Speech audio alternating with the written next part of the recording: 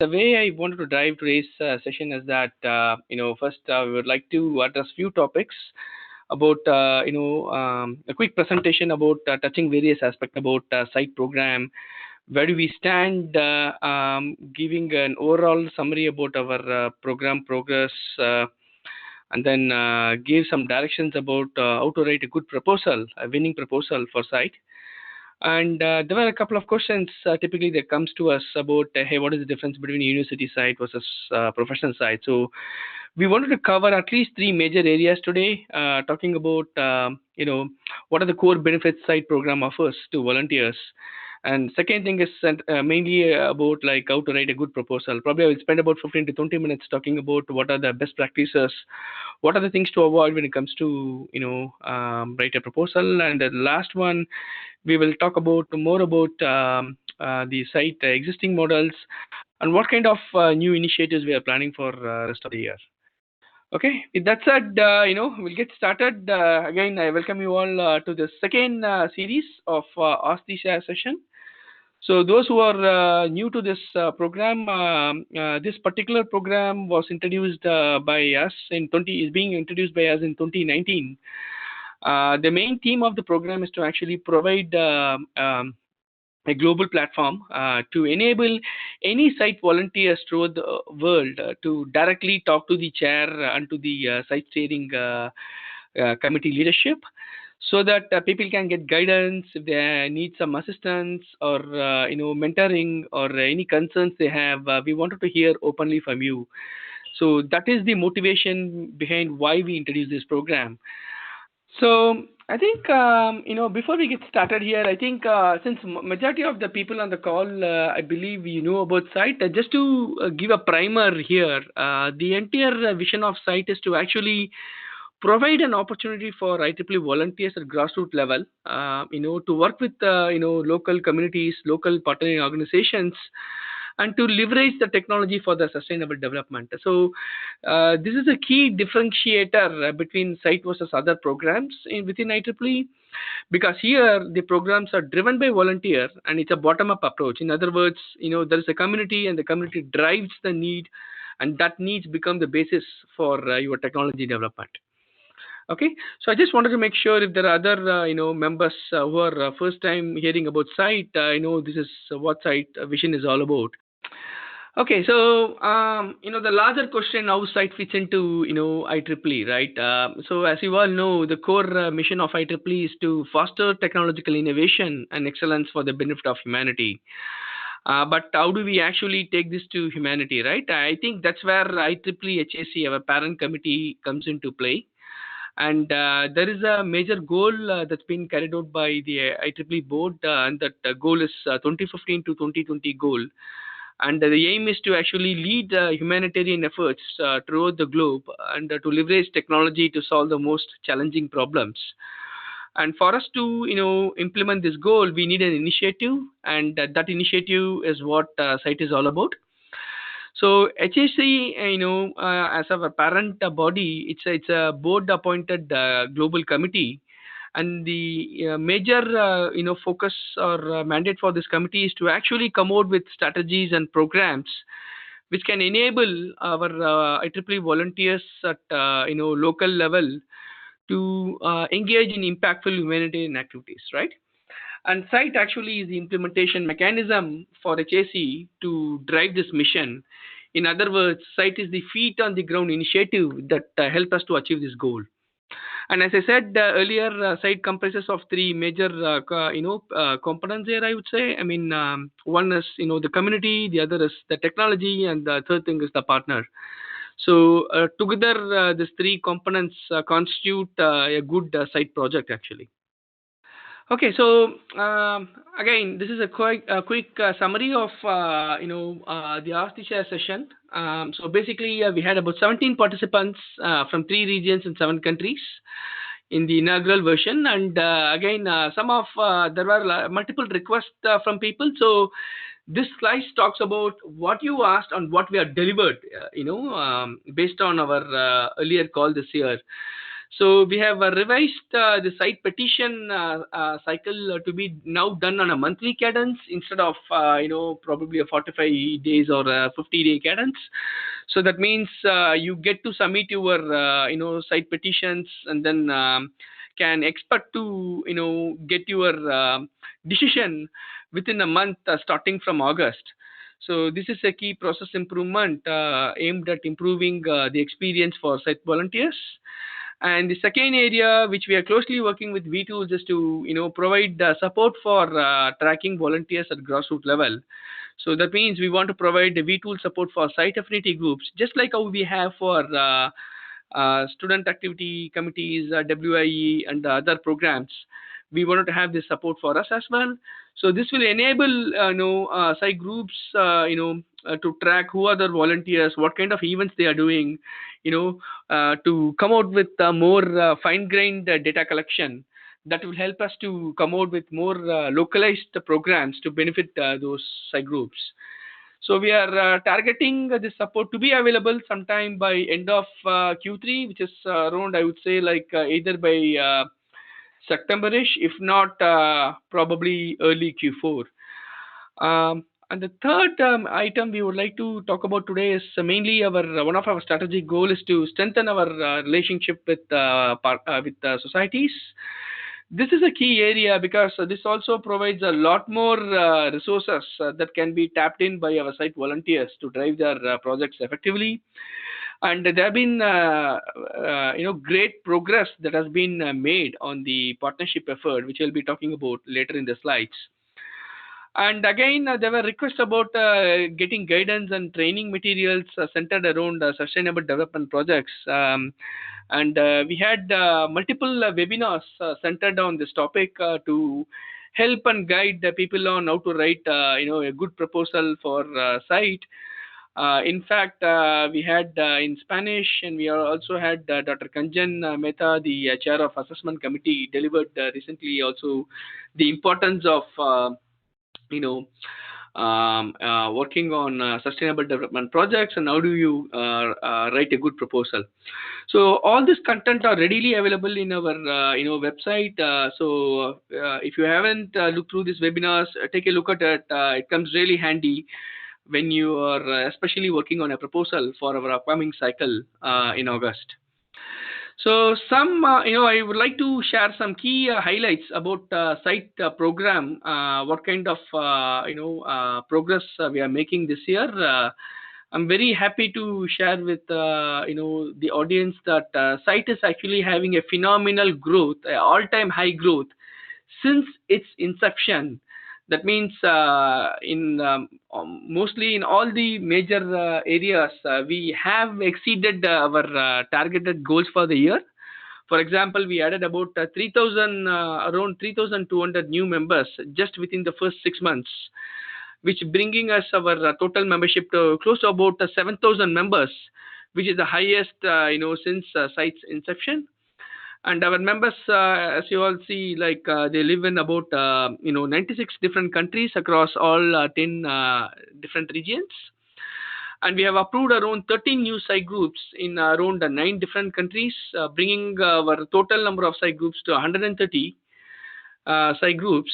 In addition, we also, through our partnership effort, is likely to add 29 site groups among the partnering societies, like 16 in MTTS and 13 in APS, which is again the highest number of growth, totally what we had, since the last 5-6 years for site. And we have received about 40 projects, around 40 projects, I would say, in the first 2 calls, and around 5 have been approved, and a few more are in the process of being approved. So again, we are doing very well in terms of the project approvals.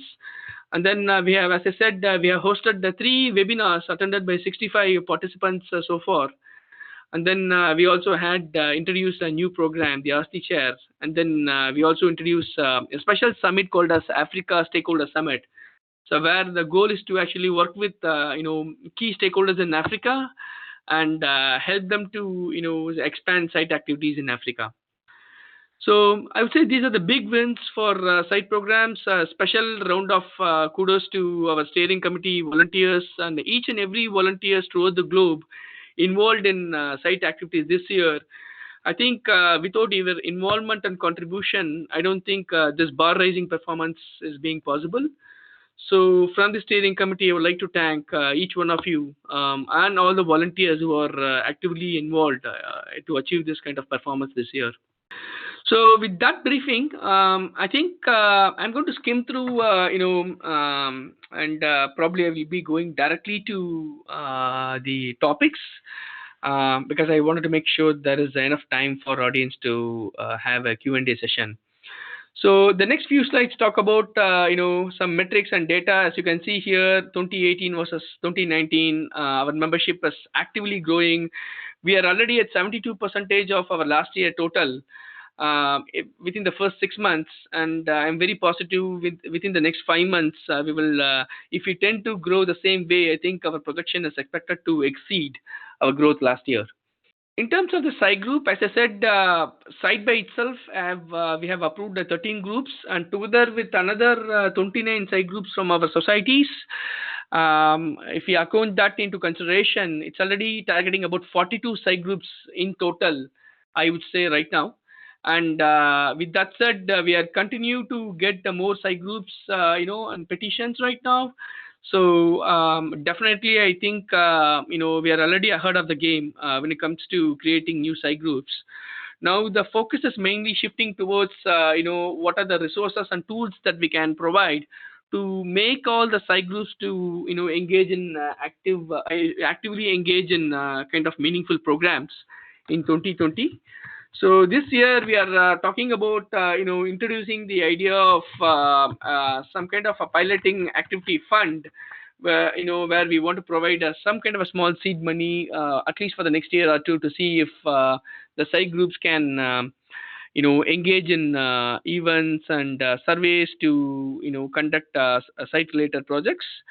And our operations committee is actively working on defining the program and the criteria. So we expect to launch this program probably in Q4, probably in October or November timeline, so that people can start applying for it either end of this year or early next year. But nevertheless, this program will be announced this year, and all the relevant process is likely to be in place by end of the year. So with that said, this again summarizes our growth trend, and a quick review on the project is that we have approved about 5 projects at this point. 3 more are on the pipeline, and we also are getting an upcoming call for proposal. So we expect to have more proposals, and we look forward to approve quality proposals which completely aligns with the vision and mission of SIGHT actually. Okay, that's mainly where we spoke about where the program stands, what kind of actions we have taken from our earlier sessions. The next 30-40 minutes, I think we'll spend more about the topic itself, right? I mean, these are some of the FAQs. So the first topic I would like to talk about is what are the key SIGHT membership benefits people get to be part of SIGHT. This is always a question that comes to us, right? Why should I register for SIGHT, right? First thing is the first and foremost thing I would say that here is, as a technologist, I think SIGHT provides you an opportunity for you to actually drive a program, and which I don't think many of us will get an opportunity during your college days, or if you're a young professional, you don't get that kind of opportunity to do a multi-stakeholder engagement, work with the local community and devise a program and then manage the program. There is a difference between developing a technology versus managing a program. So SIGHT provides us a great opportunity for you to apply your technical expertise to solve the pressing challenges faced by a community. Also it provides you to basically like gain newer skills, thereby making you benefit you in your early career development and make you more employable if you are a student looking for a full-time position. And the interesting fact here is all this comes out for free actually, right? So all you really need is a passion to work on the sustainable development space, and a passion to work with the community, and then come out with a solution that is more meaningful and relevant to address the needs of the community. And in terms of the various benefits, in addition to the membership, I would say, like the site projects, as you all know, we support anywhere between $500 to up to $20,000. And we also support conference participation up to $750. The key takeaway is that it has to be either a site or HSC funded project where we want you to actually take your experience from that project and go and present it. Sometimes people think they have a technical paper, they come to us for funding. That's not the idea behind this particular program. The idea here is we wanted to actually make people to go and talk about more about that funded program by site and HAC, how this was impactful, what are the lessons learned, what are the best practices they would like to share with others. And then if you're a new SCI group and if you're formulated within the window of last 12 months, I think we provide a seed fund of up to $250 to conduct events. And then, if you are an experienced SCI group and you're working on an awesome project, then, we wanted to provide visibility to your team. So our communications team do a great job of promoting such projects, both in our social media platform as well as, getting featured in our newsletter. So that's also something we wanted to promote the work of volunteers at grassroots level. And then in addition to all this thing, I think the key thing is this year we plan to launch several new initiatives to benefit volunteer experience. So Ask the Share program, as I said today, is to bridge the connection between volunteers and the leadership directly. Now, in terms of the Site Awards program, I think this year the mandate is to actually recognize volunteers or the affinity group, both the volunteers and the affinity group. So this will be kind of a global award, but then we are still working on the details and the timeline when we want to launch it. But nevertheless, this is a program that will get formally announced this year for certain. And then, as I said, the activity fund is something we wanted to encourage and nurture, the existing site groups to conduct meaningful activities. And Site Day, it's going to be a global celebration of site volunteerism. And this is most likely to be announced, the timeline and the program, more details by end of November or December. But stay tuned, look for more updates from us the next month or two. So with that said, we have covered the topic one. So if someone is new to site, I hope this gives an overall glimpse of what kind of opportunities and benefits site offers as a program to volunteers. So with that said, I think we'll go on to the main topic today, topic number 2, which is how do I write a good proposal for site, right? So before we go in there, let's take a step back and first understand what is a site project, right? So site, as we discussed earlier, right, site projects are typically driven by IEEE volunteers, right, on the ground. But then they basically drive this project by partnering with, local underserved communities and organizations, right? And the goal of these projects are to address the needs of the community, right, through technological solutions development. So the key takeaway here is community buy-in, community engagement, and it's a bottom-up approach, right? There are two ways you can drive a project. When we say bottom-up, you basically are developing your solution based on the needs of the local community. It's not a top-down, where I am an expert in certain field, so I am saying, hey, this technology is going to solve all the problems, right? That's very vague and very subjective. So we want to be really specific here. So the bottom line here is, these are volunteer-driven initiatives, and these are purely driven based on the needs of the local community and the partnership with local organizations. Okay, this probably will help majority of the people to address your question about, hey, does site support commercial projects? The answer to that is definitely no. We don't support any commercial project. We don't support any pure science-related projects alone. There has to be a community element, and that is the primary element which defines, the scope of site projects.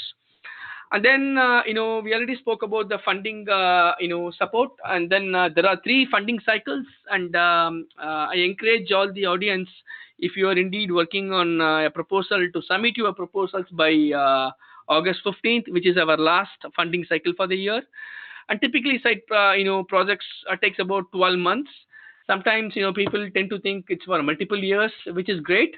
But then, like, you have to phase yourself out. You cannot have a big bang saying that, hey, I'm going to take the seed money and work on a project which I am not going to see the results in 3 4 years. That's not the way site operates. So site model is typically around anywhere between 6 months to 12 months. That's what the range is. And again, the call out here as stakeholders. Who are the people who are involved in the site projects? It can be the local IEEE volunteers, the partners, the community, both internal and external. So I would say these are the various key components which constitute a site project. As you can see here, what are the elements of a successfully funded site project, right? I mean, I have seen people, like, they have a lot of passion. I have seen volunteers who have been constantly submitting proposals. But then sometimes the proposal gets shut down for various reasons, right? The primary reasons are this, right? When we look, during our review process, we basically look at the four major components, right? One is community. As you can see, that community has been like marked as like in golden color. That basically indicates the needs of the community plays a very critical component. A community can have like multiple needs, but what is the most pressing needs, and what is the timeline you are trying to solve it, right? So if your project or your proposal is not articulating it well, or it's not coming out clearly, what are your objectives or goals are, and it's vague and generic, then it basically, like, impacts your probability of being successful. So that's why it's important, when you write a proposal, you clearly call out the community needs. And then the second thing is partnership, right? Yes, sometimes people call out, we are working with the local NGO, but then the problem statement and the focus area where the NGO is working on totally like heterogeneous, not at all related. For example, a classical example here is someone submitting a proposal on, say, like, for water, for clean water solutions, and then they say they are working with an NGO which is dealing with, say, healthcare, right? Which has nothing to do here. That basically is a misalignment, right? So you wanted to make sure that you clearly define the roles and responsibility of your partnering organization. And the third thing is, sometimes people give very, very vague and high level objectives, saying that, hey, we are doing this project to solve the problems of humanity, right? And sometimes people will say this project is likely to benefit about 1 million disabled people. But again, this is a drawback actually, right? I mean, what we are looking here is specificity, right? We are looking for a very, very targeted community. It can be a village or a school, whatever it is, right? And then you have to be very specific about what is the level of impact. Just inflating the impact, it's not going to help you out, right? You will be in a better position to say, hey, this project is targeted to a school which is going to cover 2,000 people, and then it's going to benefit about 100 families, which I think is easily measurable, rather than saying, hey, this project is going to measure 1 million people, right? There's absolutely no way or resources for us to actually measure that kind of impact. So make sure that when you define your projections, it's clearly measurable, and that's where I think the key performance indicators or the metrics comes into play, right? You need to have clearly quantifiable KPIs. How do you measure the success of your project? If somebody comes and asks you this question, if I say, hey, I can bring in 2 community members who can talk about great things about the project, I can show you great pictures, which are all anecdotally great, but then it has to be quantifiable, right?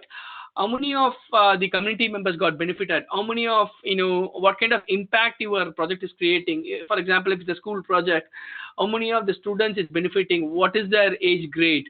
And how many of those students now has a possibility to, pursue higher education, right? These are the long-term outcomes, right? So you have to take a step back and think about what is measurable in the short term and what kind of, value you can bring to this program in the long term. Okay. And of course, the major thing is sustainability, right? It cannot be like, we will work on this project for 5 months and then this is a one-off effort and there's no continuity, right? So you have to make sure the local partner is either willing to take it forward on your behalf, or the local community is interested to observe this technology or the solution and take it forward from here.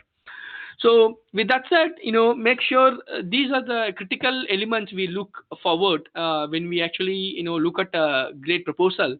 And based on our experience, on my experience, the last 5 6 years, all the projects we have funded typically will have a strong, data supporting these 4 different dimensions for the site funded projects. Now, a little bit more guidelines, defining the problem space, right? So again, it has to be a community driven, as I said, and also like when you talk to the community, sometimes it's pretty hard to understand like what is their pressing, issue.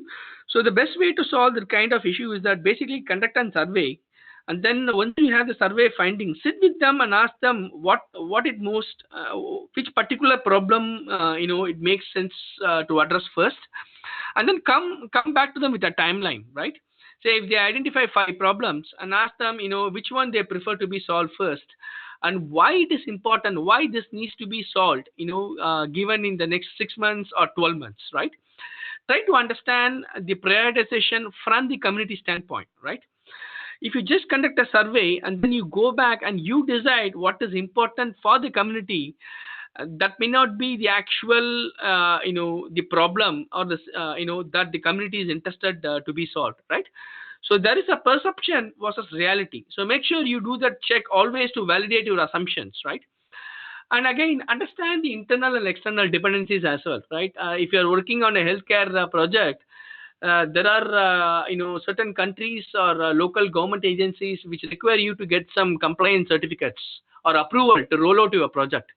So we cannot simply show up and say that, hey, I'm developing a technology, I'm going to test it on the end users.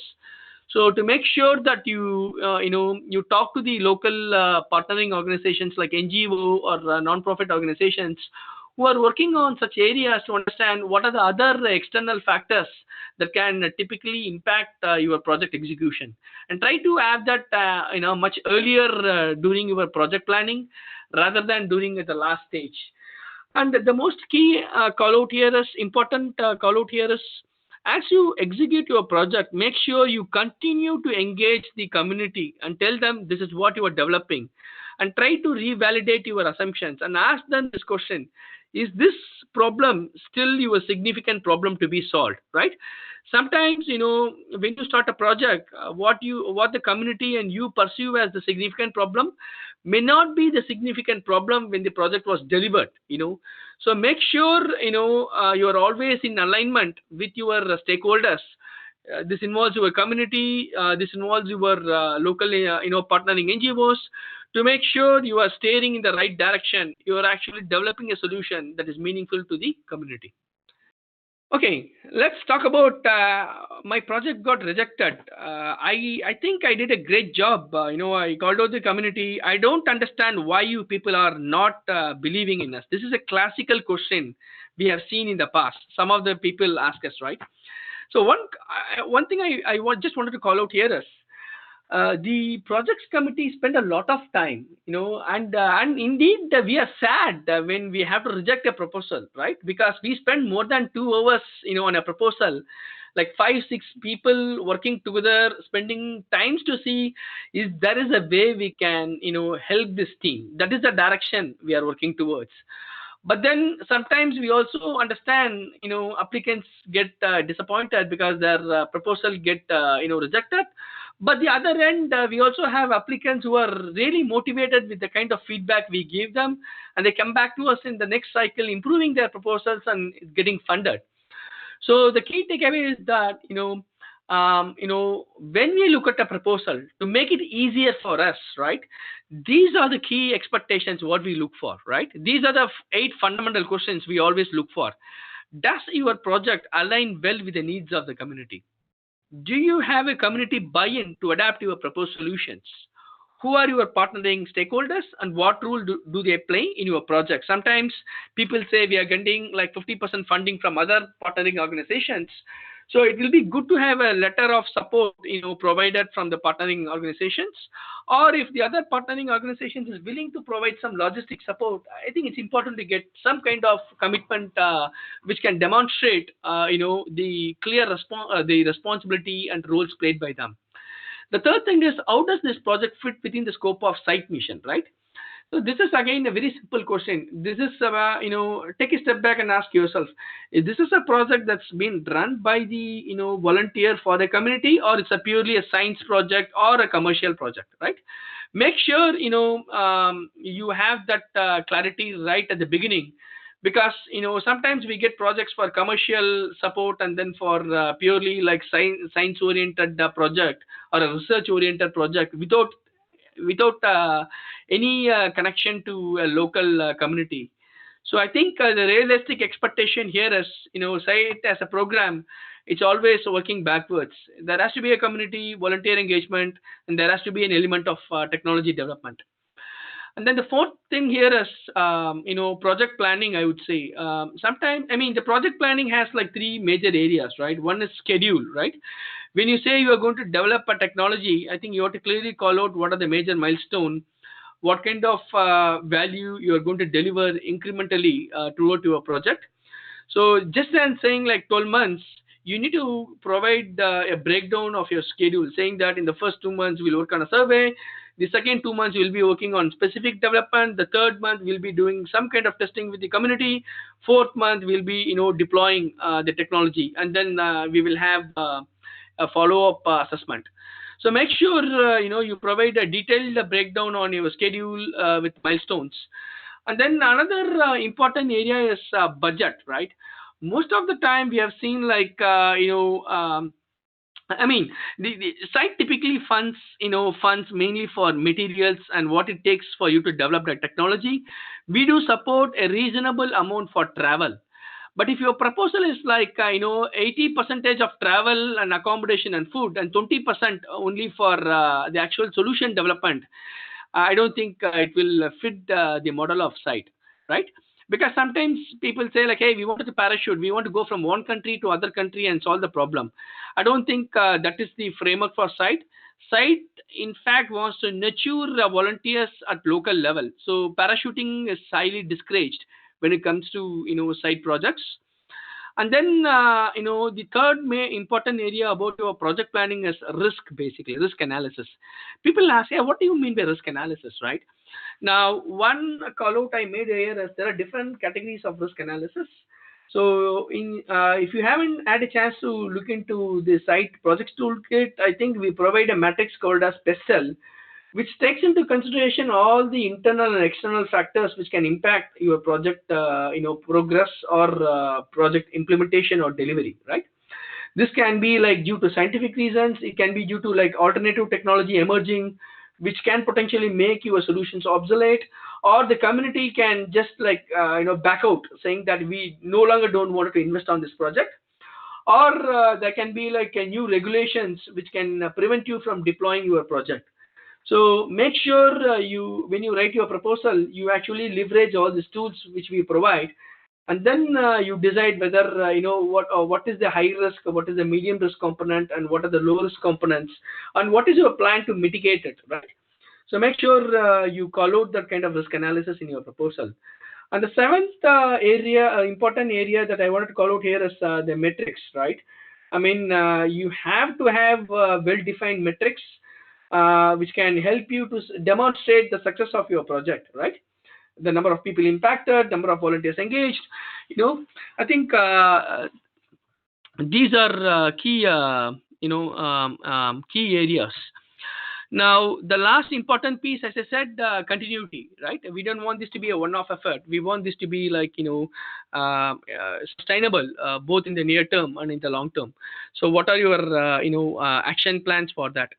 So I think if your proposal addresses all these 8 elements, then I think I would fairly say like you have a higher probability of getting funded under site. Okay, so a few more guidelines here. I think this specific slide talks about how do you transform your challenges to opportunities, right? So you talk with a particular local community, you understand their needs. Now the goal you wanted to understand is to how do you transform their needs into solution, right? So this is where I think defining your technology space comes into play, like which technology you plan to develop, what kind of technology, why you are preferring that technology, what is the low cost solutions that's already available in the market, why do you need to invest on this particular solution development, right? Ask yourself these questions, which will help you to get more clarity on what kind of solution is needed and what is appropriate to support the local community's needs, right? And then once you actually identify the alternative approaches, I think come out with a small matrix of pros and cons, right, of each of these, approaches. And then come back with your own data driven reasoning, saying that considering all these five or six approaches, say this is the particular direction we are taking, right? That will be more convincing, not only for the, the project's evaluation committee, but also as, as a project, proposer. I think it makes you to be in a very strong position actually, right? Because not only you know your community, their needs, but you also know which is the right technology that fits their need actually, right? So again, whenever you design any technology, make sure you have a balance of all the social, economic, physical, and temporal parameters to make sure your solution indeed will have a positive impact on the community. And if indeed there are any negative impacts, I think you have to proactively address them and call them out in your proposal. Okay. And the most important thing is, the solution development cannot be a big bang approach, right? Where you say, I will just go and develop a solution for like next 11 months, then I will go and show to the community, right? It shouldn't be. You have to be agile. In other words, you have to engage the community from day one. Make sure you periodically engage with them, show them your progress, make sure they understand what you're working on, and ensure what you're developing will address the needs of the community, right? And the most important thing is apply IEEE code of ethics at every stage actually, right? Does my solution is going to likely to have a negative impact? Am I taking enough steps in my project to safeguard the data and the privacy concerns of the community? So make sure that you apply that and the IEEE code of ethics to make sure the project is also sound and stable from the ethical standpoint. And document every aspect of the development, which will help you to come back to us in subsequent funding cycles as well. So I mean, these are some best practices typically all the successfully funded projects follow in their program planning, and this plays a very critical role when it comes to project execution and then in terms of proposal writing. Okay, again, this is also available online. I will encourage you all to look at our tools kit. Okay, I think once you basically put up a proposal which satisfies and covers all the areas we spoke about, this is a binary chart which help you to decide. It's a decision tree basically.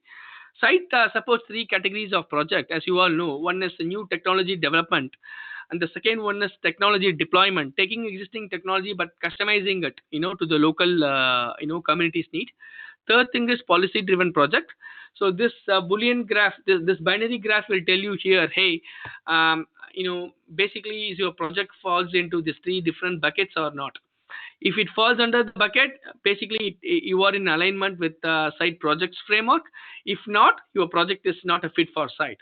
So so this tool is a simplifier to know whether your proposed idea matches a site mission or not. Okay, things to avoid, right? So we spoke about what are the components of a successful project. Like, please avoid giving generic and open-ended statements or goals in your project. As I said earlier, this project will solve all problems faced by community, right? We will cover 1 million people, right? I mean, of course, you may be actually, but then you need to quantify it, right? This is a particular region, this is a particular state, this is a particular city. How are you planning to actually reach out to 1 million people if you have only 10 volunteers? Is it like you are trying to leverage the network of a local NGO, a local government organization? You have to be really specific, right? And then ambiguous goals and objectives. people most of the time they come back and say, oh, there are like 8 different issues which are totally not connected. And a classical example here is, hey, I want to provide the school like solar panels for electrification. I want to teach these students artificial intelligence. I want to make the students to work on conduct a teacher in a test workshop, and I also want these people to take on an industrial tour. Very few elements only comes under the framework of site project framework. The rest of them may not be related to us. So make sure if there are multiple problems that you are trying to solve, it creates a lot of ambiguity, and sometimes people lost which one to project actually, right?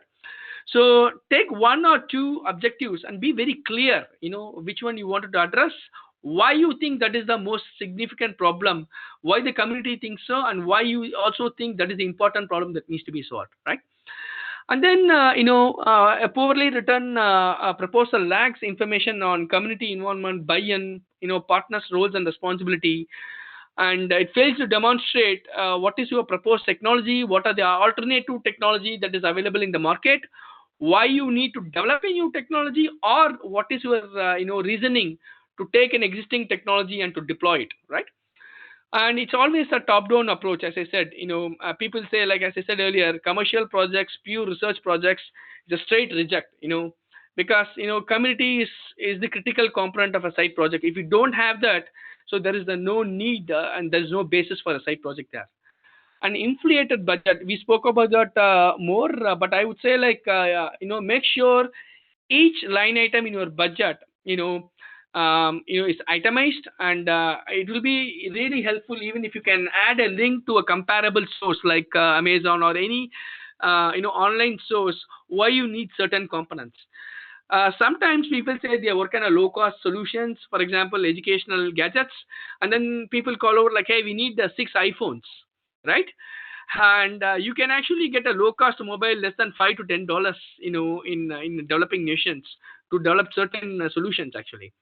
But then people talking about $2,000 and delivering it to people below the poverty line, it doesn't make sense, right? So make sure that your infrastructure needs or any component needs are justifiable, and that's definitely needed or not, for your solution formulation. And then if you don't perform a good risk analysis, or you don't call out a risk planning, like mitigation planning, then you are not going to be successful in your project execution. So proactively think about it, and then leverage the personal analysis, and then make sure you can call out the major risk, and then you'll be able to address them. And as I said, the other two components is that people lack a sustainability plan and KPIs. No metrics, no way to measure the impact. So I think these are the key things that when you write a proposal you must avoid in your proposal. Okay, so with that, I think we have fairly covered about the best practices when it comes to writing a good proposal. And again, the main goal of today's session is to provide you all an introduction about what are the basic critical components that goes into writing a proposal. We also have plans to provide sample case studies very soon in the next or the following webinar, which I plan to host. So we will talk more on that, but I hope today's session will help you all to understand what are the various components when it comes to proposal writing, and then you'll be able to leverage this inputs for if you're working on a proposal for our upcoming August proposal call. The last topic which I would like to touch upon today at a high level is that psych groups, as you all know, you need to be part of a psych group to apply for site projects funding, right? And typically the psych groups are formulated by 6 people and then IEEE members, and you don't need to have a project on floor to start a psych group. The key takeaway here is that you can identify 6 people who are motivated to work on a sustainable development project, and then you can slowly define your project, and you can work on your project within the first year of formulating a site group. As I said, site only funds project if it comes from a site group. We don't fund projects if it's purely academic research and then commercial in nature. 2 models psych groups today. One is the professional psych groups. The other one is university level psych groups. The key difference here is the university level psych groups. We expect a branch counselor to lead it, and it's always attached to a student branch. And the professional psych group can be attached to a section, region, council, or even to a society. And our operations committee is also looking into the possibility of integrating society-based psych groups. We will have more details on that, but right now I would say at a high level, all the psych groups right now either falls under the category of university psych groups or the professional psych groups. Okay, so the last slide, topic of today's discussion is talking about what are we doing with respect to, increasing more opportunities for site volunteers, right? So we have made some key stellar progress in 2019 by strengthening our partnership with societies. In fact, we are in close collaboration or in conversation with around 11 to 12 IEEE internal programs and societies programs to see how we could integrate site as part of the societies program, so that we will have a larger pool of resources to benefit the site volunteers at grassroots level. And you can see here some of the societies and programs we are already working with are HKN, APEX, Student Activity Committee, Young Professionals, Women in Engineering, and on the society front we are working with MTTS, PES, PELS, APS, IAS, EDS, RAS, and so on. So we also have plans to do some piloting projects this year. So next year, in addition to our general way of collecting proposals, we will also have society related focus area driven proposals, which will help us to get the best of the technology coming from the society and ensure those technology can be leveraged for development of humanitarian related technologies. So again, this is a big win-win for both the society and site, because the volunteers will get a better experience. They have better skill development opportunities, and the member retention and recruitment is also will be a key factor, because 61% of site members are students, and they find it to be very, very attractive and important to be part of site programs, because it helps them to gain skill development. So with that said, site becomes an important channel for societies to attract and retain talents and members actually. Okay, this is again at a high level. We are talking about potential avenues, about co-funding, programs, providing shared educational resources to help our members, conduct some pilots. So again, this is high level matrix which shows what are the directions we are working in 2019 and beyond. Okay, so one key call out here is that we have been, from the site team, we have been closely engaged with some of the key society partners this year. So MTTS as an example, we provided a site workshops in one of the major conference in Boston called as IMS, which is typically attended by more than 10,000 members around the globe. In fact, after this session, we have received about 16 chapters are interested to form a new site group. As I said, this is a record number of chapters request to form a site group this year. Similarly, for APS as well, we have received about 13 requests to form a new site group. So these are again all-time figures in terms of new site group formations. So right now we are continuing our collaborations with all these key societies to decide on what we can deliver in 2019 and what kind of programs we can collaborate in 2020 and beyond. So I think we'll have more updates in probably in the next 2 months or so with the kind of piloting opportunities we are looking in 2019 and what kind of new programs we are offering in 2020. So with that said, the last slide talks about what we plan to offer in 2019 and beyond. So as I said, site awards, site day announcement, and then pilot announcement of the activity fund program. These are the major initiatives we want to do it. We also are planning to conduct a global IEEE student-related competition project, which our education committee is looking into. So we are going to do an internal pilot this year and then we may be launching it as a global, IEEE student competition event starting in 2020. So we will have more updates on that as well, probably in Q4. And then again, our direction, what we are marching towards here is Site 2.0, which is basically like in addition to our general way of soliciting proposals, we want to work with societies and identify certain focus areas, that is of importance to the society, and then formulate projects based on those areas. So with that said, today we have covered a lot. So I'm going to take the QA session shortly. But again, there is also an upcoming session on August 17th. Most likely, the plan here is to, specifically, encourage the society members to come and talk to us to understand more about site and what are the opportunities they would like to work with us. So that's session 3.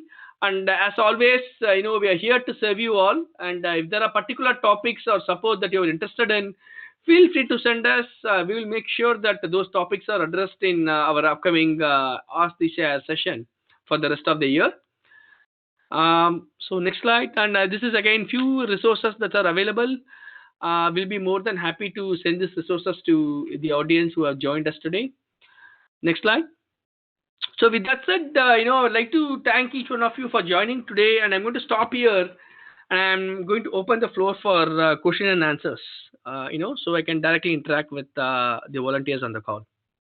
So I do have one question that came in via the chat box from Camilo. Okay. So I'll go ahead and ask that question on his behalf. So this is something that you covered during your presentation, Sampath, but just to go over it again. Sure. Is it necessary to create a new site group before submitting the site project proposal, or is it possible to work on those two things at the same time in parallel? I think the answer to that is yes, you can work on them in parallel. It's not a mandate so the mandate for creating a site group here is we want you to understand what is the focus area you will be working in the first 12 months, right?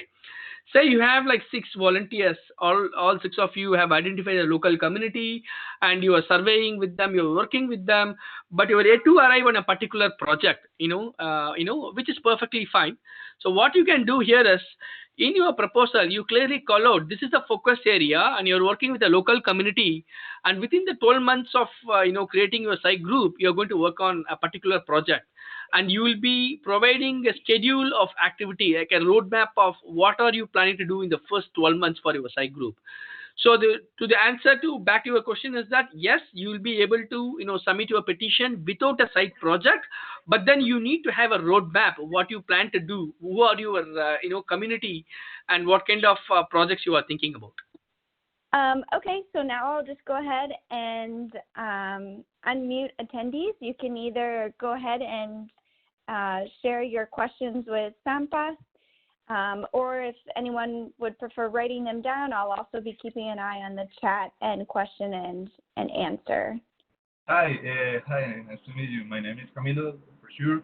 I'm the counselor of the student branch of Universidad Católica here in Colombia, Region 9.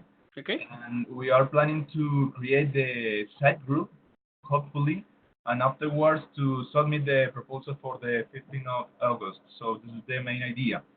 So we are organizing this submission in parallel with the Site Colombia with Oscar Rodriguez. I'm not sure if you know him. So our the Site Colombia group are working in parallel with us to try to submit the best proposal for sure. So when I was talking in via private with Juliana regarding for 3 questions, which is the first question is if we can manage the creation of this site group in parallel to the submission of the site project, which is really clear your answer. So I hope so that we can manage to that. The second question was for sure with Juliana regarding to the IEEE children policy, because the main idea of us is working with the schools or some children communities, but also we observe that we need to organize some kind of assessment or some legal letters. I'm not sure how we can say that, working with children or with kids or something like that. Right. And right now, I just finished the certification, and also I got the certificate, which Right. allows me to work with these with children and with the other communities which are under 18 ages. So I would like also to asking to you about this IEEE children policy. Okay. And I have another two questions. I'm not sure if I can. Sure. Let me take one at a time. I think like as a practice, right? I mean, IEEE recently has introduced these policies. Let me give you a little bit of more context. There are several programs throughout the globe, compliance programs. If you're developing a technology and you deploy the technology, right? There are like several governmental regulations that comes into play, right? For example, in the United States, if you're working on a project that has to or developing a technology that is related to healthcare, right? There is something called as HIPAA compliance, right? There are certain concerns about how do you maintain the privacy of the patients, things like that. So similarly, when you deal with kids, they have a CAPA compliance here, right? So in general, we wanted to make sure that we have visibility and we safeguard our volunteers like you all who are involved at grassroots level, especially when you deal with children. It's important that we are in compliance with the local regulations. Considering this aspect, the IEEE holistically come out with directions. Whenever you are engaged in certain kinds of projects where you deal with children, it is important that we pay enough attention to the local regulatory, right?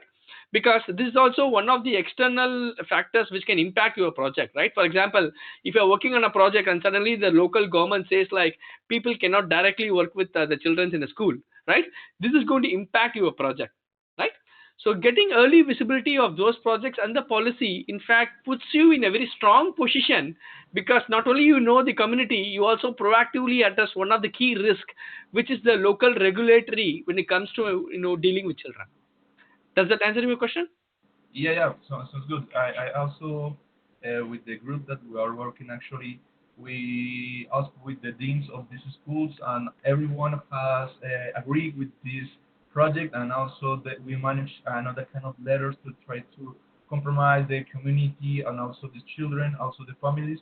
So in the end, we will submit it with a complete package, if we can say that, with the proposal to try to Okay. organize much better that. But I think so we are in the good way. Sounds good. Sounds good. I think, as I said, the key takeaway, right? If I was in your shoe, right? The key takeaways here, right? One is, as you said, do I have the access to these children, right? Do you have the right permissions, right? And then the second thing is, I'm collecting some information about children here, right? That means there's a privacy concern that is involved. How do I ensure the data I collected is secured so that no third party or illegal personalities can gain access to this data, right? Who owns the data? What kind of measures you are taking in your technology development, to ensure the data is protected and the children's, welfare are taken care, right? So just thinking aloud here, like so when your proposal addresses certain elements or these directions, I think you are steering in the right direction. Perfect. And I have some curious question because all of these assessment or this letter that we managed time ago, it's only in Spanish. I'm not sure if for this proposal I need to Yes. legal translation or how we can manage that. Okay, fantastic call out. Luckily, we are blessed to have Juliana on our staff team. Juliana has a very strong background in Spanish language. She has been very helpful with the proposals from Colombia. Sometimes, even recently, last week, we asked a few questions and people sometimes write back as in Spanish. I know Spanish is a wonderful language. I would like to learn that as well. But I think internally we have a staff team which we can take it. But it will be helpful if you can get an English version. But nevertheless, if you can get it in an official letterpad, that is most important to us because that is a way to demonstrate credibility of the support letter. So Okay. if you can get it in official letter with the necessary signs, stamps, and web links for us to verify, I think it puts you in a strong position. Yeah. So sounds good. So we will see if we can do the translation, but unfortunately, we just take a scan of this letter, because it was with long distances here in Bogota. So to take this letter was really difficult for us. But right now we have this letter in digital version. So I think so we can manage that. I have two questions, no more. The first one is regarding for the platform that we need to submit this information, because Okay.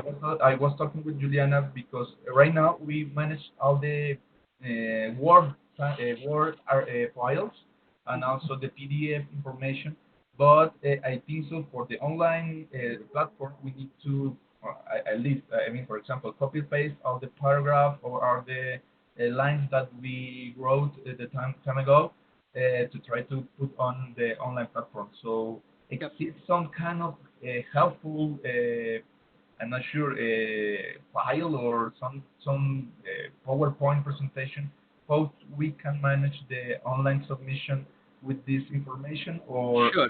Sure. just just interactive. I mean, it's like Sure. see in other words. Makes sense. Makes sense. I think our staff team did a fantastic job. I think we do have some materials to talk about how to submit in Foundant, and we will be happy to have it online if it's accessible. Juliana, do you want to comment on this particular request? Sure. So Camilo, yes, you'll need to copy and paste your answers in from the Word document into the online platform application, because you won't be able to submit the proposal without responding to all of those required questions. There is a question at the very end that allows you to upload a document with any additional supporting information. That can be in Word or PDF format. And so if there's any other information that wasn't asked about explicitly in the proposal that you would like to include, you can go ahead and do that at the end.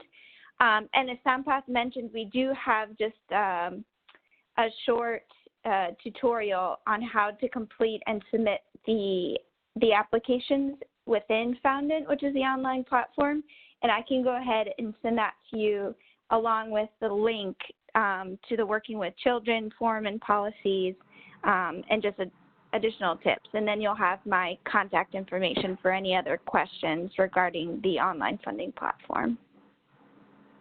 All right. So in other words, it's possible maybe to try to save the information via online, or it's only one attempt that I have to submit all the information, because maybe if I make a mistake, or maybe if I don't have the information at the moment that I submit the application, it's possible to save in the platform, or it's only once that I only one chance that I have to submit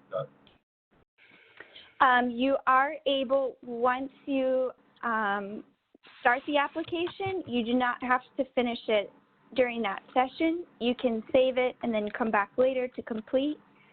Once you've submitted, if you realize there's something else you'd like to edit, you can get in touch with us, and we can help you do that.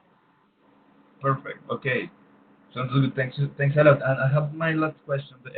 I also I have at least 10 files for the project. I mean, I have, for example, the logic model, the pestle, Okay.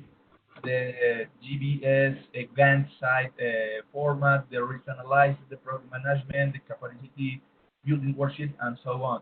I'm not sure if all of these 10 documents are necessary to submit, or if So I example. think this has to be on your best judgment. We leave it to you, because if let me put a question differently here, right? So you basically want the proposal to be approved. Looking forward to put your proposal in a strong position, Yep. so that it can be approved. So if that being the case, if you think there are some supplemental information which is like concise enough, and then that can be very appealing or can share valuable inputs about your project, you can add them as an attachment, to your submission. So Okay. that actually can put you in a much stronger position. But again, we will leave it typically to the applicant to decide on, because this is I mean, it will be ideal, but then we will leave it to you what is best for you. But again, as I said, if you're going to submit an 50 or 100-page report, then it's not consumable by the review committee, right? Because we will be looking at 20-25 reports. So as long as you make it concise and then you are giving all the critical data elements, I think that puts you in a stronger position. Okay, yeah, perfect. So this was all my questions. Thanks a Okay. lot, and hopefully we will submit the information before this 15th of August. Sure, and again, I've been working with Oscar as well. Very delighted to hear about that the Columbia site team is working on a project. We look forward to look at your project, and also, as I said, let us know if there is any support needed. Reach out to us, and then share your feedback. How useful this session was to you. When you write the proposal, we will love to hear that feedback. Okay. Perfect. Thanks a lot. Elaine, you want to go for the next one? So we've got 3 questions that have come in so far, one from John Funso, one from Alvin, and one from Mohammed. So just working in order of submission, how healthy is the relationship between IEEE sections and site groups globally from your own perspective? Fantastic question. I think, so first, the straight answer there is basically it's strengthening. I mean, it's very motivating at this point, but I think we want to institutionalize that, right? I mean, today, like psych groups attached to the sections provide their resources to in terms of guidance or mentoring. The site groups can tap into the senior members, fellows, or even the technical societies present within the sections. But then on the flip side, there are sections which basically don't have a better understanding of what a site program is. So this year, to address that only, we are taking 2 major initiatives. One is reaching out to the regional directors and making the regional directors to work with respective sections in the region, so that the regional and the section leaders understand what a site is all about, what kind of resources that can be leveraged by the local volunteers at a section level. So we have done a good job in the past, but I think there's a lot more opportunities for us to scale up to the next level. So with that in place, the futuristic direction which we are already engaged in is to work with the regions and then with the societies, which can actually like provide lot more resources on the ground at the section level to benefit both the section as well as the site volunteers. Ultimately, if more people are enrolling in site, it's going to result in a better retention rate and recruitment, which will directly benefit the section in terms of its growth and expansion. So there is a direct correlation when it comes to the partnership between section versus site. And then this year specifically, we are going to bring in some process changes, where that's why we are talking about V tools and things like that, which will enable section leaders to understand who are the key stakeholders when it comes to site, and what kind of additional efforts they can take at a section level to nurture and promote site at their section level. Okay. So I'll go ahead and ask the question from Mohammed, and Sampath, you can let us know if this is something that we should continue offline. But the question is, I have a question about some countries like Iran that suffer from U.S. sanctions. I myself am a member of IEEE R8 site committee and cannot get any funding through the IEEE because of these sanctions. Is there any way to solve this problem? Another question, is there any solutions to fund site projects in the area that are experiencing the sanctions? They feel that they have great potential in Iran, but because of the funding issue, they cannot support the project. Okay, so thank you, Mohammed, and I really appreciate volunteers like you from those countries to looking forward to work on technology-related humanitarian efforts. I think there are 2 dimensions to this question. One is the legality aspect of it. The legality of aspect, I think we have to take it offline, because again all IEEE as an organization within US is controlled by the governing rules and regulations of the government here. So we respect that, and then whatever legal guidance we get from the IEEE legal team, we will go by that. That's one aspect. The second aspect here is, I mean, like today there are other avenues which we can contribute to solving critical problems, right? One is outside funding is one aspect. The second is basically the knowledge, right? I mean, in publishing papers talking about your experience with the local student chapters in those countries, telling how use of technology can is important to solve the grassroots problem is also a way to motivate young students and young professionals to work on it. So that element can still be done, irrespective of IEEE, whether you are being part of IEEE or not, right? Because as a technologist, as an academist, or whatever it is your background, I think we can still do that. But then, if you really want to work on a specific project only within site or through IEEE, then I think that is a topic. I think we should take it with IEEE legal and see what can be done there. And we don't have enough details or right people right now to talk about that. Maybe we can talk about it offline, as Juliana recommended. You know, but nevertheless, there are materials right now that's available. In our websites, like how do you write a good proposal and stuff like that. That's also like will prepare the students to think along those direction. How to create and work on a good project actually. This is Albin Paul from VJCET Psych Group in Kerala, India, in Region 10.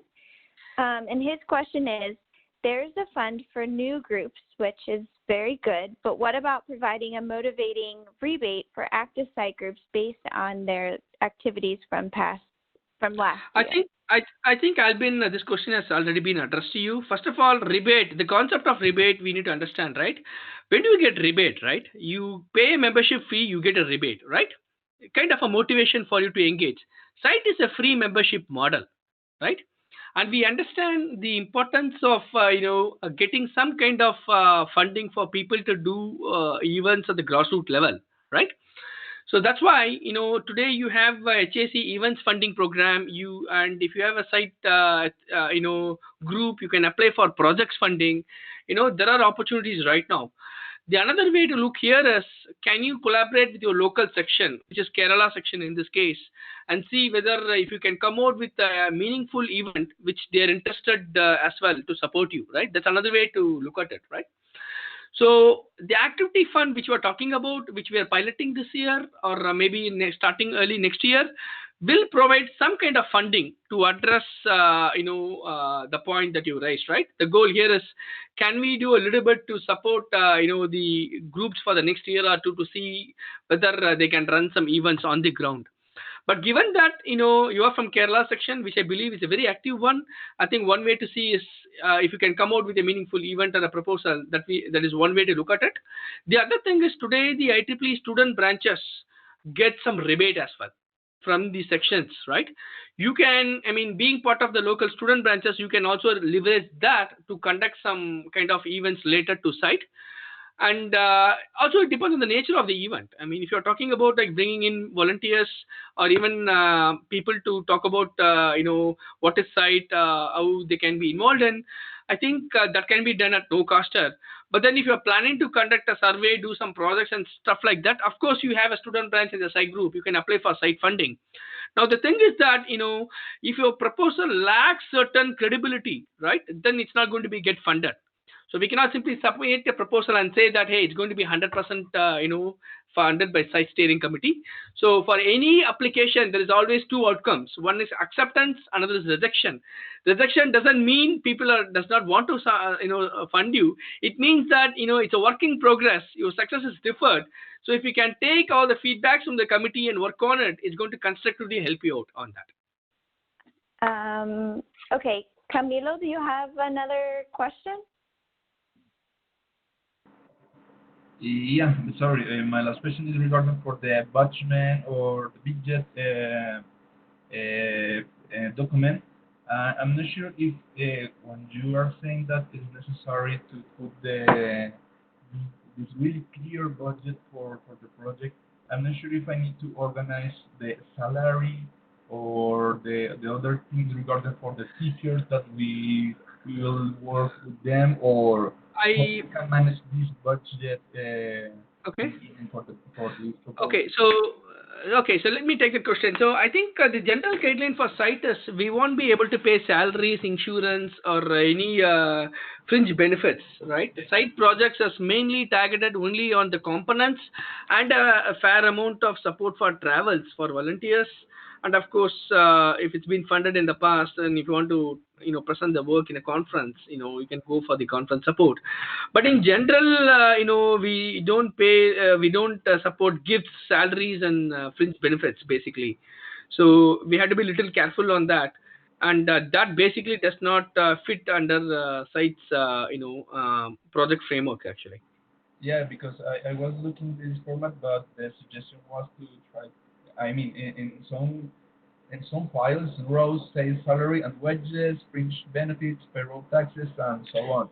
But Yes. it was not clear if it's a must, but not a should or should be. So No. for that reason, it was my question. Yep. So the answer to that is basically no. We don't fund those elements basically. Right. Okay. Right. But the reason why we have that, some cases, if people work, they wanted to actually show that we are asking the funding only for the components, but then the rest of these pieces actually comes from an external supporting partners. Right? Maybe there's an NGO, there's a school which is saying we'll take care of the funding for our teachers, but then your teachers just need certain components to conduct a workshop. Then the component can be covered by site, whereas the actual salary and other things will be covered by the school actually. So the model is basically a shareable model where you can reflect both the funding that you're looking from site, as well as to show you what kind of income or revenue you are getting from other sources. Right. Okay. Okay. For my case, no more. Thanks a lot. Awesome. So as I don't see any questions that come in just right now, one of the questions that was asked ahead of time, Sampath, that perhaps you could speak to is, in what ways does IEEE SIGHT and IEEE SSIT differ? Okay, I think we discussed this topic in the first session. This is a great question. So the short answer to that is SIGHT is a feet on the ground initiative, right? It's more actionable. It's basically like you identify the community, the IEEE volunteers come together, they work with the community, understand their needs, formulate a project, and they try to address the pressing challenges faced by the community, right? Now, a society is a society which actually more cares about the implication of technology on society in general, right?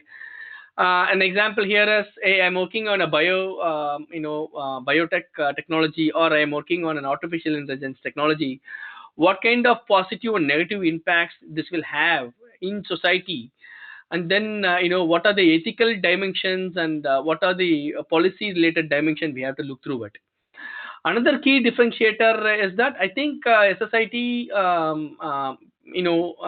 a society, it charges probably a small membership fee, and it's probably one of the oldest society, I believe. Probably it was started somewhere in 1970s or 80s, and the site membership is free. And the society conducts their own conference, and they have their magazine site. We have their own program in terms of funding people to attend conferences to present their work under site or HAC. So these are two distinct elements within IEEE. One focus as a society focus mainly on the policy, on the social implication of technology, whereas site provides a platform for volunteers to come together, formulate, and deliver a technology that serves the local needs actually. And we've got in another question about, in order to implement the project, they may need permission from the government. If that is the case, is it necessary to submit the letters of permission during the proposal, or perhaps with the proposal? Yes. So Albin, let me take a step back here. Maybe I don't have enough context, but let's make a guess here, right? Maybe you are working on a school which is related to a tribal population of some sort, and then the school is actually owned by the government, and then even to access the tribal population, maybe you need some kind of clearance. Just a hypothetical example here, right?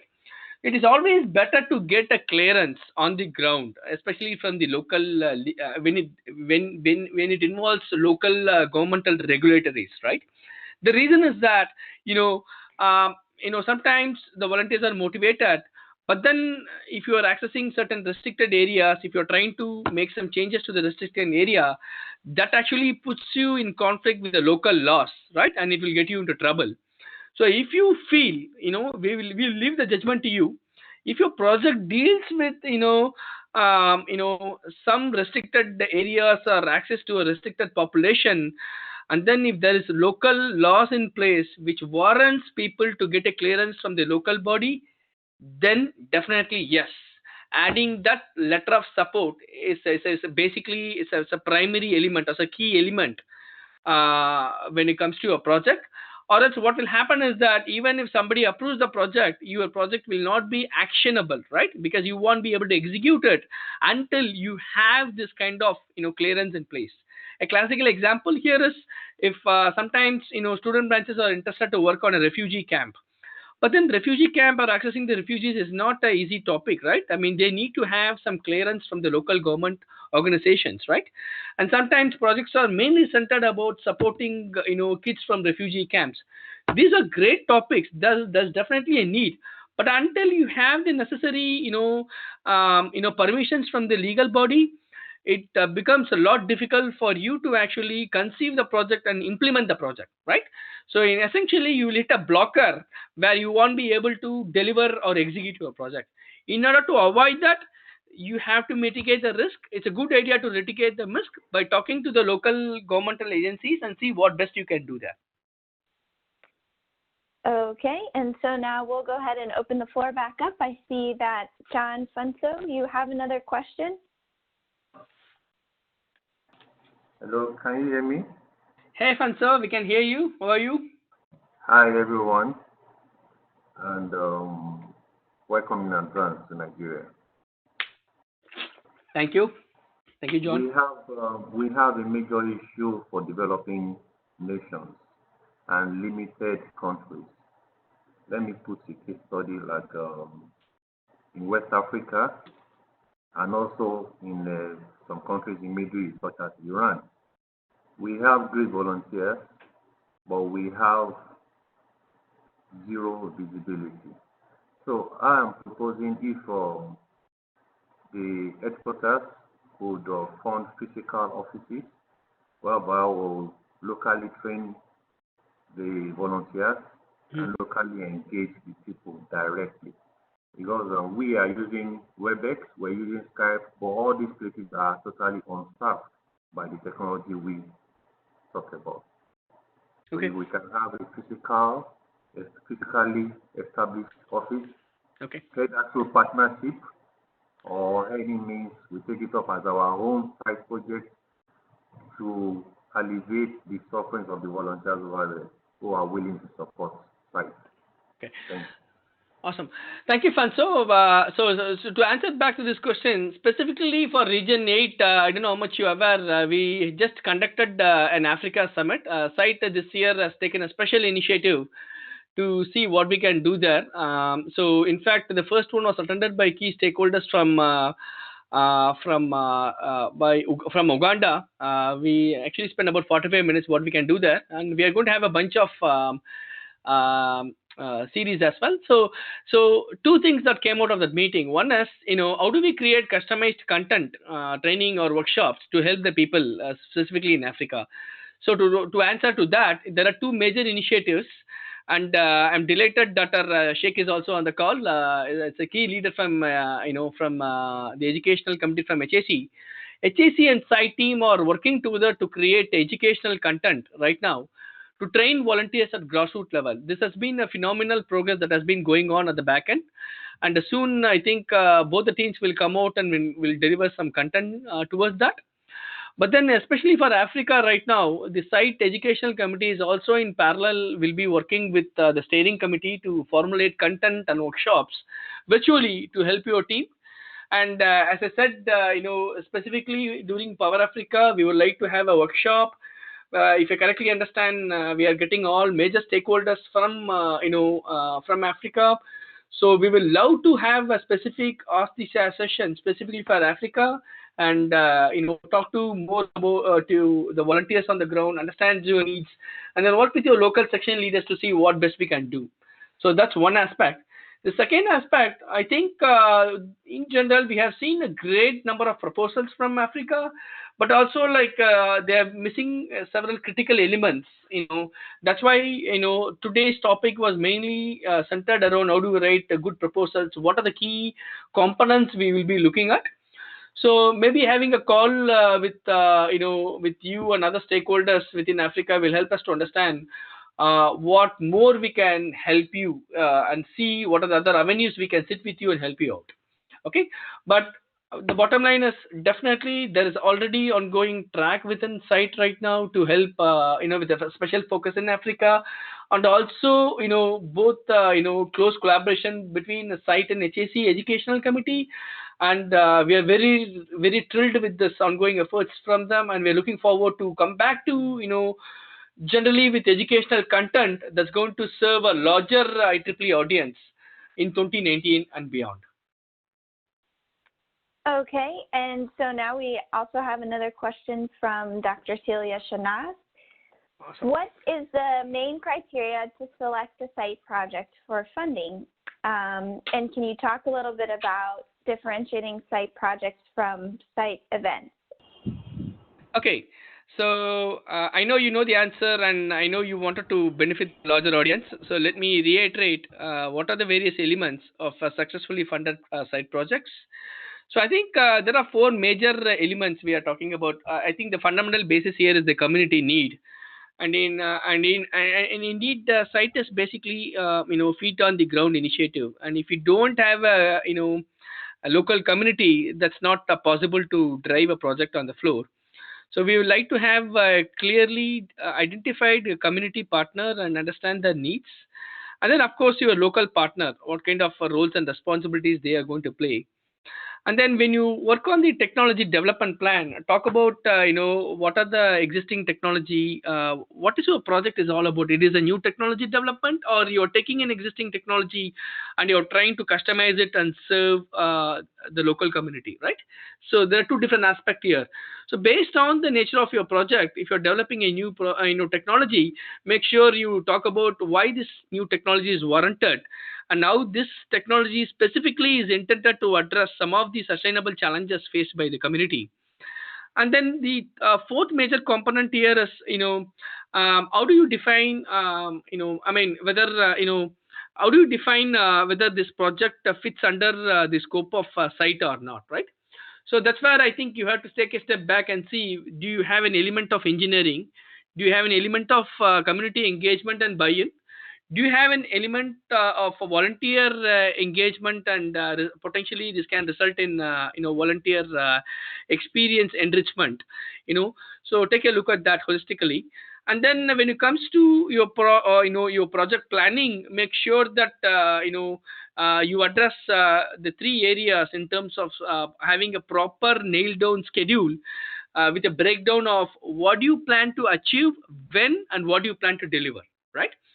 And then also it's important that the budgets have specifically or in alignment with SIGHT suggested funding framework, which is typically we don't fund salaries, gifts, things like that. So mainly if the majority of the funding goes to developing the component or procuring the component needed for the development, and then if there is a reasonable travel involved, typically our SIGHT projects committee funds them. And the most important aspect is thinking about in terms of post implementation, right? I mean, how do you define the success of your project, right? You have to quantify that. So it's important to have metrics, KPIs, where it's easy to say that this project is going to target certain number of people in a certain community, rather than saying, hey, two people were happy about the project with a picture. I think it will be more impactful if we can quantify it, right? Saying that the community contains X members, and then out of the X, Y students are going to be like Y percentage of the students are going to be benefited in the near term, and then in the long term, these are the kinds of outcomes this is going to bring out, right? So we look for that kind of element. And then finally, sustainability plan, right? I mean, okay, once you complete the first instance of the project, what is your roadmap? Is it like you are going to continue working on it, or the technology is going to be observed by the community and drive by the community, or it's going to be taken over by the local partner and he's going to drive on the behalf? So that's constitute the elements of a successfully funded site project. And then the key difference between this and a site event is that site event is mainly towards creating awareness, visibility about what constitutes site, and providing some guidance to the audience how they can engage and participate, more like an outreach effort, which result in member knowing, trying to learn more about site, and then leverage the educational materials created by our education committee, and then eventually work on creating a site group and then work on a project. So these are two interlinked channels, but then they are little different in their own way, because the site events basically needs member attraction and recruitment, and then provides a channel for them to eventually participate in site projects, whereas the site project related proposals are mainly centered around given that now we have a team and a community, let's work together, formulate an action plan to do something meaningful for the community. Okay, thank you, Dr. Celia, again. And I would like to also call out here both Dr. Fatah and Celia has been doing phenomenal support for the site steering committee. Dr. Celia leads the communications committee, and again, Dr. Fatah, who is the Sheikh, who is the chair of the education committee, has been spearheading a lot of great efforts on the educational materials this year. So, thanks to you both. So, and speaking of Dr. Sheikh, we have a question from him as well. In a society where there is an existing society site group, if student branch chapters, because in one country there may be many student branch chapters, want to form a site, what would be the mode of coordination you feel is most suitable? okay. Do you think a society site should have any role in the coordination or any other way? Fantastic, great question. This is actually an emerging topic as well, but let me share my early thoughts on this. Today, if you look at it, right, I mean, I will talk about specifically three societies at least: MTTS, PES, and APS. They run their own site programs. They do a great job on their own. So today, I think in terms of the process, I think we have only like two high-level structures, right? We will say either the site group falls under the professional society, or it falls under the university level society, university level site group. Now, with society coming in, there are two models we are thinking through right now. It is not yet finalized. The operations committee is looking into it. So the plan on record is that certain societies are basically saying like, hey, we already have a student branch. Maybe make a site as a stream within the student branch, so that it becomes a program targeted for the student branch level, right? So that the either the MGA or the society, whichever is funding the student branch, will make it as a mandate to have at least one site events or activity every year, right? That's one way to look at it.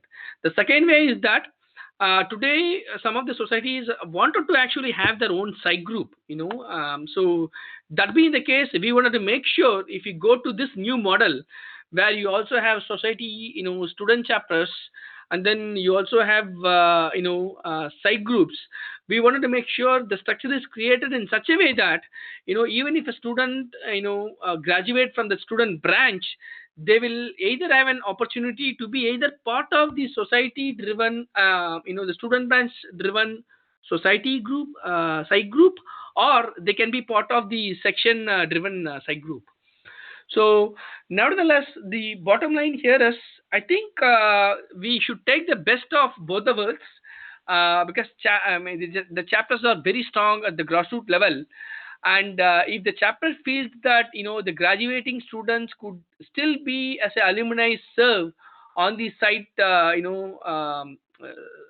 site groups at the student branch level, I think we should nurture that opportunity and make our structure to be little flexible, so that in addition to our 6 mandatory student members, the graduating students can still be an alumni and be part of the local, society driven psych groups at grassroots level. Okay, well, those are all the questions that I see. If anyone has one last question before our time is over, you can go ahead and send that in. If not, Sampath, it may be time to close the session. Okay, thank you, Juliana. Again, special kudos to you, for joining on a Saturday. In spite it's been a holiday. On behalf of the steering committee, we would like to thank you. And again, as I said, this is again a very novel effort from our side this time, because we really wanted to bridge the gap between the volunteers on the ground with the leadership. And this is in the history of SIGHT. We have such a program where we are keeping the leadership directly available for the volunteers on the ground. As I said in January when I took over as SCI chair, I'm here to serve you all. So anyway, we can help you out. Feel free to reach us, and we have an amazing set of volunteers leaders. Leading our subcommittees. So all of them are really motivated, are always looking out for opportunities to give back to the volunteers and members at grassroots level. So write to us, and again, I can't really thank enough. I mean, SIGHT basically is driven by people at the grassroots level. And the quality of questions and the kind of participation what we see today tells that how it is important personally to me as a person as well as a leader driving this organization. So it is your participation which is acting as a catalyst for us to drive this. So with that said, I would like to thank each one of you for joining today and spending your valuable time this weekend with us. And we look forward to continue this journey with you all, and hopefully take SIGHT to higher heights in 2019 and beyond.